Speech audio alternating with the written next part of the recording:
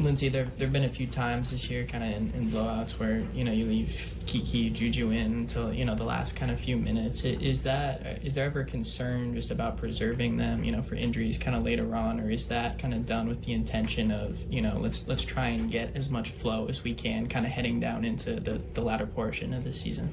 Yeah, I mean, there's always a million things to manage, think about, and I'm probably always thinking 2 or 3, different things than anyone might think.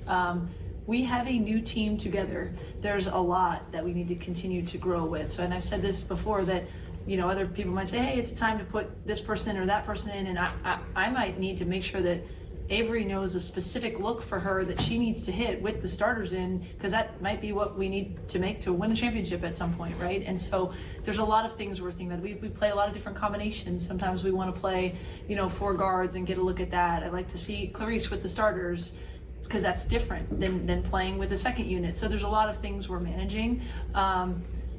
Obviously trying to get minutes for as many people as I can, but the number one thing is to win the game and to get us better, to be able to win every game that we possibly can. And that's usually what's top of mind in terms of those things. So that was USC head coach Lindsay Gottlieb after their win over Fresno State just one game ago, explaining why Juju Watkins, Kiki Iriafen, and other starters were in the game late in the game. So now that Juju Watkins went ahead and injured her ankle, or apparently suffered some lower leg injury, we don't know if it was an ankle or foot, could have been a cramp, but in the very next game this occurred, a lot of people are upset. Fans of Juju Watkins are upset. People who are not fans of Juju Watkins are upset. Everybody's upset. They're saying, why was she in the game that late when they were up 50? Some people are saying she's stat padding. Some people are saying she's chasing records, which I'm not sure why that's a bad thing if she was, but according to the coach, it has nothing to do with that. I can't tell you what the motives are, honestly. I can't tell you what the motives are, just to be real with you. What I can tell you is that this is selective outrage. I can tell you that Notre Dame, they were up 54 points, and Hannah Hidalgo was still in the game. I'm showing you the score here. I know this is early in the third, but she didn't end the game with 19 points. She ended with 27. She was still in there scoring. And they do have a point guard that they could have put in the game for her. Now, she only played 24 minutes in this game. That's low compared to what she normally plays, but I can show you other games as well. Look at this one against James Madison, the Dukes. They won this game by 46. They doubled up James Madison's score. As you can see, with a minute 12 left in the game, Olivia Miles is still making free throws. With a minute 34 left in the game, Hannah Hidalgo, she's still making layups, assisted by Olivia Miles. They lead the country in minutes played right now, I'm sure, as far as starters go. Don't quote me on that. I'm just throwing that one out there. But as you can see, there is another player that they have, Sarah Sanugal. Why does she only play 3 minutes?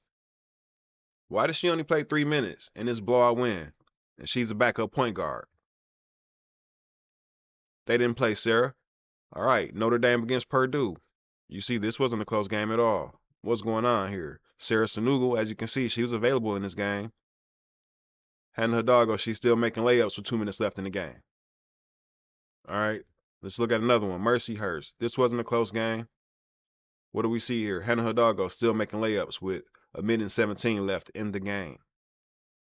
And so this kind of goes back to what Gino said with his statement about Notre Dame kind of being lucky that they've had some of the injuries that they've had, because even though they have had some of the players available to put in the game, people aren't looking at that. People aren't looking at that. They're just running their starters out there. Hannah Hidalgo's playing 35 minutes a game. Olivia Miles isn't too far behind. And nobody cares. You look at these games and you see Citron, Hidalgo, Miles, 33 minutes played, and they won by 50. Nobody cares. And it's not just them. It happens all the time across the country. It's happened in the past as well, right? People are saying she's chasing Caitlin Clark's record. Look, I love Caitlin Clark. She's done the same thing. They've done the same thing in Iowa. I can show you some of the scores. I'll put them up here. I won't read through them. I'll just show them on the screen for you, but it's occurred. All right, this isn't a rare occurrence. A lot of people are new to the game, which no shame on that. This happens all the time. All right, and good teams play teams like Elon all the time. This isn't their first. They played Virginia Tech. Nobody had anything to say. Let's keep in mind now, USC's been good for a year and a half. So the way I see it, if she is going for the record, good on her. What's wrong with that? It's been done before. She's not the first one to go for a record, okay? And if she's not, and if we just take the coach for a word that they only have 30 games to get this thing together, they only have one more game until UConn, And right after that, a very tough Big Ten schedule. 20th ranked Michigan, 24th ranked Nebraska. We just saw Iowa and Michigan State. They played a great game yesterday. Both of those teams are ranked. Ohio State, they're 11th. Maryland, they're 7th. Rutgers, Keone McMiller, second best point guard in the country. Not quite the two-way player as Hannah Hidalgo, but on offense, she's everything you could ask for, and the most entertaining player in the country. Sarah Williams, she just went off for 36 and 14 for Wisconsin. Had 27 and 17 when I featured her on the video earlier this season. The Big Ten is stacked. There's teams I haven't even mentioned yet. other ranked teams. Now, as far as Watkins' health, which should be everyone's main concern, and not that fake concern that I'm seeing where people are like, I hope she's okay, but this is what you get. No, I mean actual concern. I haven't heard any updates. The coach didn't even address it in the post game, so hopefully she's fine. She's tough.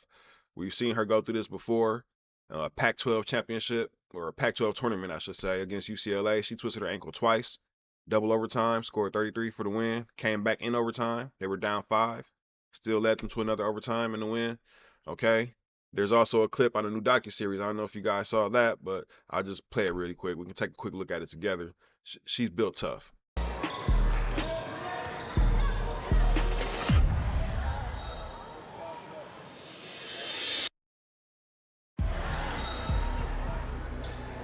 Watkins is heading out of the game. She's limping, something with her left leg. She seemed like she's in a lot of pain. She literally just rolled it, like stepped on somebody's foot coming down. An injury has removed her from this game, but you can see the entire package of what she brings to the table and what the Trailblazers are missing. The hardest thing playing through injury, especially with the ankles, like it takes a good 10 minutes until the adrenaline kicks back in. But once you're in it, it's really all or nothing. Only one of us that had a phone. She's been such a warrior battling through. Rebound, and then she goes down in a heap again.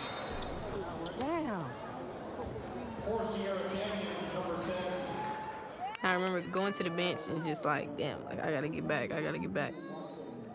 I knew that like if we were gonna win, I had to be in this game.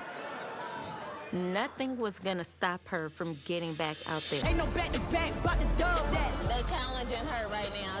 This is a challenge. I'm telling you, I've never seen somebody twist both ankles at separate times in a game and come out and just kill. Let's go. Let's get it. Let's get it.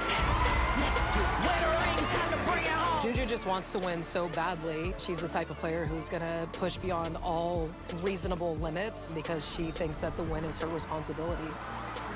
She lives and dies basketball. Like, you can tell this is her soul. Let's get it. Let's get it. Where the ring, time to bring it home. Let's get it. Where the ring, time to bring it home.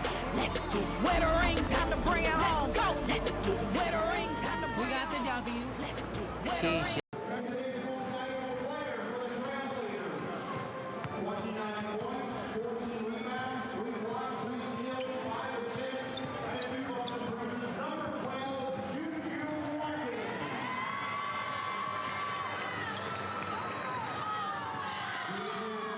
I just remember how much I wanted that game, like how much I wanted to win.